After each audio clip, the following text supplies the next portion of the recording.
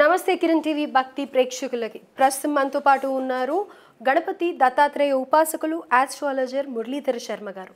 నమస్కారం అండి. మహాదేవ శ్రీమాత్ర నమః. గురుగారు, అయితే ఇవాళ రేపు ప్రతి ఒక్కళ్ళకి కూడా ఏదో ఒక సమస్య ఉంటుంది. కొంతమందికి ఆ స్థాయి వేరుగా ఉంటుంది, అంటే కొంతమందికి తక్కువగా ఉంటుంది, కొంతమందికి చాలా ఎక్కువగా ఉంటుంది. అందులో ముఖ్యంగా ఏంటంటే లైఫ్లో ఎదుగుదల లేకపోవడం, ఉద్యోగాల ఆటంకాలు, పిల్లలు కలగకపోవడము, అలాగే పెళ్ళిళ్ళు కాకపోవడము, మరి ఇంకా అనుకోని చిక్కుళ్ళల్లో ఇరుక్కోవడము, తర్వాత ఫ్యామిలీలో పిల్లలు సరిగ్గా పుట్టకపోవడము, పుట్టిన పిల్లలు బతకకపోవడము, ఇలాంటివన్నీ జరుగుతూ ఉంటుంది కదా. ఇవన్నీ ఎందుకని ఎక్కువగా ఈ మధ్య కాలంలో కనిపిస్తుంది? ఇంతకు ముందు కూడా ఉండేవేమో, కానీ ఇప్పుడైతే బయటకు వచ్చి మాకు ఈ ప్రాబ్లం ఉంది అని అప్రోచ్ అయ్యే వాళ్ళు చాలా ఎక్కువ మందిగా కనిపిస్తూ ఉన్నారు. అందులో ప్రతి ఒక్కళ్ళకి కూడా సమస్యల నుంచి బయటపడాలి అనే మార్గం కోసం వెతుకుతూ ఉన్నారు. సో ఆ మార్గం ఏంటి అనేది మీరు నిర్దేశకం చేస్తే బాగుంటుంది. తప్పకుండా అమ్మా, మీరు చెప్పినటువంటి విషయాన్ని తప్పకుండా ఒకసారి చూసుకున్నట్టయితే ఇక్కడ అనాథ ఆశ్రమాలు కావచ్చును, లేదా వృద్ధ ఆశ్రమాలు కావచ్చును, చాలా పెరిగిపోతున్నవి. 100% కూడా విదేశాలలో వెళ్ళి సెటిల్ అయినటువంటి వారు కావచ్చును, లేదా ఇక్కడే ఉండి వారి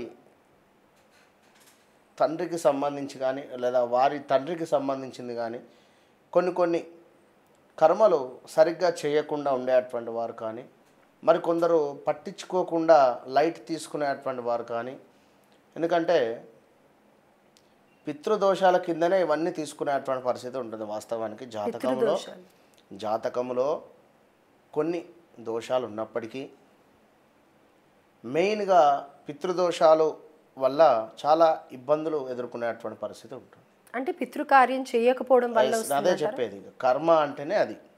వారి కృతువులు ఏదైతే ఉందో వారు జరిగిన తర్వాత సరిగ్గా చేయకుండా, లేదా వారిని తిట్టుకుంటూ చేసిన, లేదా వారికి ఎవరో బ్రాహ్మణులకు పిలుచుకొని చక్కగా కార్యక్రమం చేసే సందర్భంలో వారు ఇంత అడిగితే అంతగా ఇంత ఇస్తా అని వారికి ఇంతే చేతిలో పెట్టక 2000 నా దగ్గర వీరు 500 చేతిలో పెట్టి ఇంత ఇస్తపో ఏం చేస్తో చేసుకోపో అంటే వాడు తిట్టుకుంటూ వెళ్ళిపోతాడు. ఆ ఇబ్బంది నిజంగా జరిగింది ఇలాంటి సిచ్యువేషను. దానివల్ల కూడా కొంత ఇబ్బంది కూడా ఎదుర్కొంటున్నారు వారు. ప్రజెంట్ బైక్ యాక్సిడెంట్ అయ్యి బ్రెయిన్ డెడ్ అయింది. సరే దీనివల్ల అని కాదు, నేను ఏదో మభ్య పెట్టడం అని కాదు, కానీ ఇప్పుడు నన్నే అడిగారు పిండ ప్రదానానికి ఒక మనిషి కావాలని చెప్పి నేను చెప్పా ఫలానా అమౌంట్ అని చెప్పి. వారు నేను చెప్పిన దానికి 60% ఇచ్చారు. వీరికి ఆశ ఉంటుంది కదా, 3 గంటలు పడుతుంది, సుమారుగా 2-2.5 గంటలు పడుతుంది. అన్నిట్లాగా కాదు, ఇది చాలా తతంగం ఉంటుంది కనుక చేయించుకున్నారు. నేను రూపాయి చెప్పా. ఈ రూపాయిలో మీరు 60 పైసలు ఇచ్చారు. వారు నాకు ఫోన్ చేసి నాకు బాధ, నేను ఎక్కడో ఉన్నా, మళ్ళీ నేను మీకు ఫోన్ చేయడం, ఇంత అందుకు కార్యక్రమం అంతా వేయించుకున్నారు. దీని తర్వాత నా దగ్గరికి ఇంతే ఉన్నాడు, ఇంత ఇస్తా అంటే నోటికి వచ్చింది మాట్లాడుకుంటూ బయట. అంటే వాస్తవానికి ఎవరు అట్లా అనుకోరు, పాపం సపరేట్గా వస్తారు, చెప్పలేము ఎవరి నోరు ఎట్లుంటుందో. కనుక ముందే క్లారిటీ ఉండాలి ఏదైనా పని చేసే ముందు. ఇగో ఇలాంటివి, లేదా ఈ తిథులను విడిచిపెట్టి డేట్స్ బట్టి ఇచ్చేస్తారు కొందరు. ఈ డేట్ నాడు జరిగిపోయారు, మరలా ఈ డేట్ వచ్చింది ఆగస్టు 5, ఆగస్టు 6, ఇంతే. తిథి ఎందుకు అసలు? దీని అర్థం ఏమిటి తెలుసా? కొందరు తిథుల ప్రకారంగా బర్త్డే చేసుకుంటారు, కొందరు డేట్స్ ప్రకారంగా చేసుకుంటారు. మరొక విషయం ఏమిటి అంటే అంటే అన్నదమ్ములలోనే అంత ఒక 100 కిలోమీటర్స్ దూరంలో ఉందని అనుకుందాం. ఇద్దరు కలిసి పెట్టరు, వీరు సపరేట్ పెట్టుకుంటారు, వారు సపరేట్ పెట్టుకుంటారు. దేనికి? మా అన్నకు నాకు మాటలు లేవు, లేదా ఇందులో కూడా ఇద్దరు ఇటు వెళ్తారు, అక్క చెల్లెలు ఉంటావు, ఇద్దరు అటు వెళ్తారు.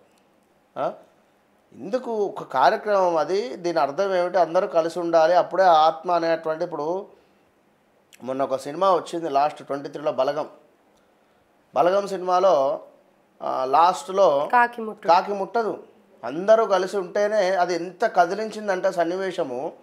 ఆ సన్నివేశం చూసి కూడా వీళ్ళు మారరు, వీళ్ళ లోపల మార్పు రాదు. ఎవరి ఈగోలు వారియే. ఖచ్చితంగా నేను చెప్తున్నా కదా. మనకు ఏ విధంగానైతే 24 గంటలు ఉన్నాయో అదేవిధంగా ఒక 1 మంత్ నెలకు 30 రోజులు ఏ విధంగానైతే ఉన్నాయో, సంవత్సరానికి 365 రోజులు ఎట్లనైతే ఉన్నాయో, అదేవిధంగా ప్రేతాత్మలకు కానీ అంటే ఆత్మలకు కానీ లేదా భగవంతునికి కానీ 6 నెలలు భగవంతునికి ఎట్లా 6 నెలలు మనకు ఉదయము 6 నెలలు సాయంత్రము. దానినే మనం ఇప్పుడు ఏ విధంగానైతే భగవంతునికి ఉదయము సాయంకాలం ఉంటుందో మనం ఉత్తరాయణం దక్షిణాయనం అనుకుంటాం. ఈ 6 నెలలు మనకు గడిచేసరికి వారికి ఒకటే 12 అవర్సే వారి వాచ్లో వారి టైమింగ్ ప్రకారం. దక్షిణాయనము 6 నెలలు, ఈ 6 నెలలు కూడా వారి టైమింగ్ ప్రకారం జస్ట్ 12 అవర్సే. మనకు గడవడానికి ఎన్ని రోజులు పడుతుంది? అదేవిధంగా తిథి ప్రకారంగా కూడా వీరికి ఏ తిథి పలానా శ్రావణ మాసంలో కృష్ణపక్షమా బహుళపక్షమా, ఇదేమిటి మన శుక్లపక్షమా బహుళపక్షమా, ఇదేమిటి దశమ ఏకాదశ. ఓకే, ఈ తిథి రోజు మీ అమ్మ నాన్న లేదా మీ పిల్లలు మీకు అన్నం పెడతారు అని చెప్పి యమదూతలు వారికి చెప్పి కూర్చునే పెడతారు. ఆ సమయానికి మనము కరెక్ట్గా వారికి భోజనము అన్నదానము బ్రాహ్మణులకు కానీ ఎవరికైనా ఇస్తే వారికి చేరుతుంది. తిను అని చెప్పి అంటారు. నువ్వు తిండి పెట్టకుండా నువ్వు ఎప్పుడో నీ ఇష్టం వచ్చినప్పుడు ఆ డేట్స్ ప్రకారం పెడితే వారికి ఎట్లా ముడుతుంది? రైట్, ఇది మీరు చెప్తుంటేనే చాలా భయంకరంగా. మరొక విషయము, ఎప్పుడైతే మనిషి చనిపోయిన తర్వాత 11 రోజులు 12 రోజులు ఈ దశకర్మ దశదిన కర్మ అని చెప్పి ఇవన్నీ ఏవైతే ఉంటాయో 10 రోజులు కూడా ప్రేతాత్మ అక్కడే ఉంటుంది, మనతోనే ఉంటుంది ఆ ఆత్మ. వారికి ఇష్టమైనటువంటి వస్తువులు కానీ ఆ పడుకునేటువంటి ప్లేస్ కానీ వారు కప్పుకునేటువంటి దుప్పటి కానీ వారు తిరిగినటువంటి ఏరియా అవంతా ఎందుకు విడిచిపెట్టిపోతుంది? మన యందే ఉంటుంది. ఒక 11 రోజులు కూడా ఈ 11 రోజుల తర్వాత మనం ఎప్పుడైతే నెలమాచకం పెడతామో ఈ నెలమాచకానికి సంబంధించి వారికి ఒక్కరోజు అవుతుంది. ఈ తిథి నుండి మన ఆ తిథి వరకు ఈ ఒక్కరోజు ఇక్కడే ఉంటారు. ఈ ఒక్కరోజు మొత్తము కూడా ఒక ప్రయాణం యమపురికి చేరాలి. ఈ యమపురికి చేరాలి అంటే మినిమం 12 రోజులు పడుతుంది. ఈ 12 రోజులు కూడా నెల మనకు తిథి వస్తుంది. ప్రతి నెలలో ఈ రోజు ఇక్కడి నుండి అక్కడికి వెళ్ళిన తర్వాత అక్కడ ఆపుతారు.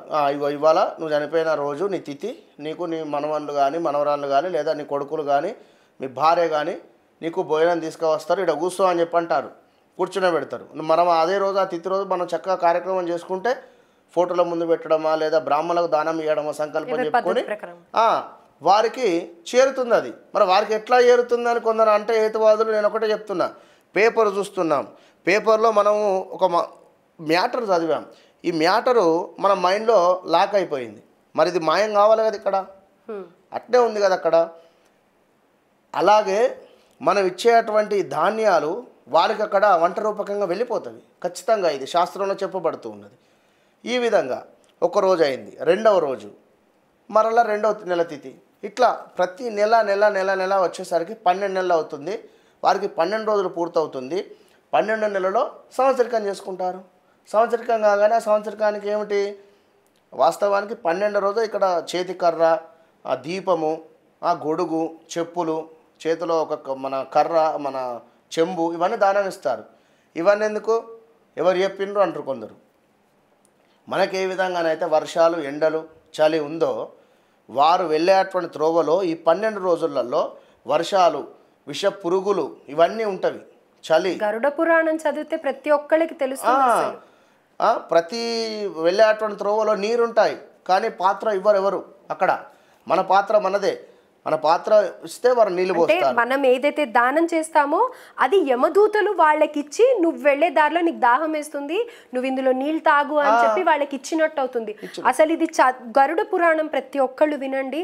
దాని తర్వాత మీరు ఇంకా కూడా కర్మలు చేయకపోతే డెఫినెట్ గా మీరు అనుభవించాల్సింది అంతకంటే ఎక్కువగా అనుభవిస్తారు. ఇది దీపము వెళ్ళే త్రోవలో చీకటి ఉంటుంది, దీపం వెలుగు చూపిస్తుంది.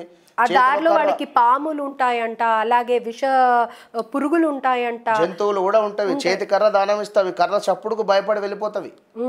ఇలా ప్రతిదీ ఉంటుంది. ఇక గోదానం అయితే ఖచ్చితంగా ఇవ్వాలి, నిజమైనటువంటి గోవునే ఇవ్వాలి. వీరందరూ ఏదో బొమ్మను పెట్టి ఇచ్చేస్తారు. కానీ యమపురి చేరిన తర్వాత యమపురి నుండి అటు యమద్వారం వెళ్ళేటువంటి సందర్భంలో అక్కడ మనకు నైతరిణి అనేటువంటి ఒక నది ఉంటుంది.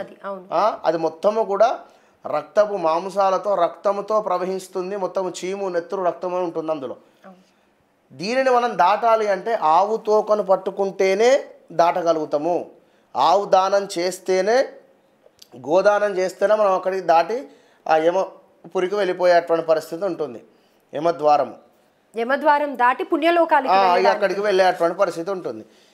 ఇది ఏది చేయకుండా వారి ఆత్మలు ఘోషిస్తవి, మీకు ఏ పనులు కావు, ఇవన్నీ తలకాయ నొప్పులు ఉంటుంది. కనుకనే ఇవన్నిటికి సంబంధించి మనకి ఇప్పుడు రేపు రాబోయేటువంటి ఇది నేను చెప్పింది చాలా చాలా షార్ట్ కట్టు. చాలా నిజంగా ఇది ఇవన్నీ కలిపి ఒక 12-15 వీడియోలు చేయవచ్చు. అవును, అసలు వాళ్ళు ట్రావెల్ చేసే దారి గురించి ఒక్కొక్కటి చెప్తే మీరు పడుకోరు, ఇంకా చచ్చిపోయాక మనకేమైపోతుందో అన్న భయంలో ఉంటాం. ఉంటది ఏదైనా పని చేయాలన్నా భయం అవుతుంది, భయం వేస్తుంది. ఒక అబద్ధం ఆడితే నిజంగా ఒక అబద్ధం ఆడితే ఏ శిక్ష ఎలాంటి పరిస్థితి ఉంటుందో తెలుసా?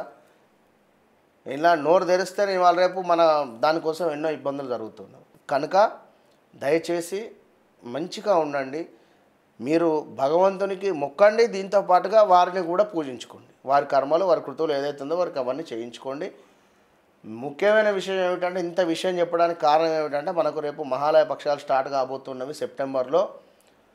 మనకు చక్కగా బొజ్జ గణపయ్య నవరాత్రులు కాగానే 18 నుంచి సెప్టెంబర్ 18 అదే 7వ తారీఖు గణపతి యొక్క మహోత్సవం, అదే గణపతి నవరాత్రులు ప్రారంభము.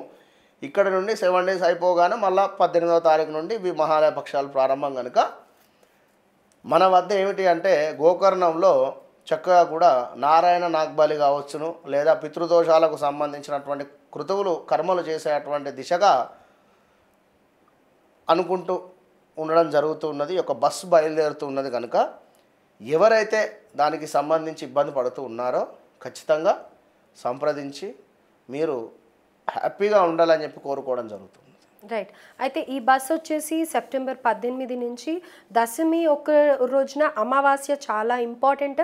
ప్రతి ఒక్కళ్ళు తిథి తెలిసినా తెలియకపోయినా పెట్టే తిథులు ఏంటి అంటే దశమి, అమావాస్య, అష్టమి, ఈ 3 రోజులు. కాబట్టి దీనికి చాలా బుకింగ్స్ ఉంటాయి. ఎక్కడెక్కడి నుంచో ఎంతోమంది వస్తూ ఉంటారు. మీకు ఎలాంటి ఇబ్బంది కలగకూడదు అని చెప్పి హైదరాబాద్ నుంచే బస్ అరేంజ్ చేయడం జరిగింది. మీకు దీని గురించి పూర్తి వివరాలకి స్క్రీన్ మీద కనిపిస్తున్న నెంబర్కి కాల్ చేయండి.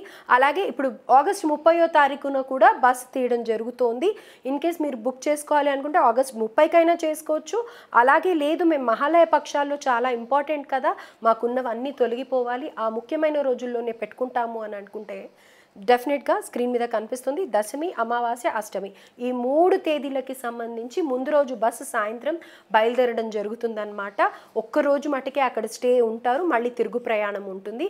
దీని గురించి పూర్తి వివరాలకి స్క్రీన్ మీద కనిపిస్తున్న నెంబర్కి కాల్ చేసి దయచేసి, దీనికి చాలా కాల్స్ వస్తూ ఉంటాయి, ముందుగానే మీరు మీ స్లాట్ బుక్ చేసుకోవాల్సిందిగా కోరుకుంటున్నాము. ధన్యవాదాలు గురువుగారు.